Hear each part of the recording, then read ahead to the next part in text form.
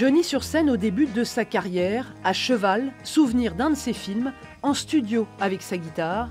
Ces clichés dédicacés de l'idole des jeunes font partie d'une collection plus large, 70 photos des années 60 aux années 80, mises pour la première fois aux enchères. Ce sont uniquement des photos qui ont été prises lors de concerts. Alors vous avez le podium européen qui doit se situer par ici. Vous l'avez également sur 2 clichés au restaurant bar L'Étable, donc en plein centre-ville du Havre. Toutes les photos ont été prises lors de venue de Johnny au Havre. Un an après sa disparition et à quelques jours de la sortie de son album posthume qui s'est arraché chez les disquaires, l'Hôtel des Ventes s'attend évidemment à voir dans la salle les fans de Johnny.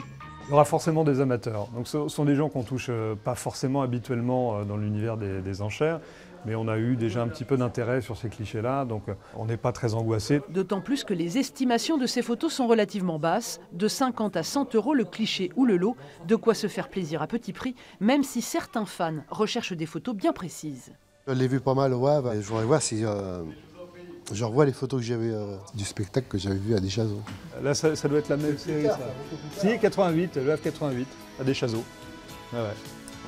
Avec Jean-Jacques Goldman, sur celle-là. Et pour ceux qui ne sont pas des passionnés de Johnny Hallyday, l'Hôtel des Ventes met également aux enchères plus de 300 objets vintage de la deuxième partie du XXe siècle, des vêtements, des chaussures, des affiches, du mobilier et même cette pièce unique, un flipper de bar.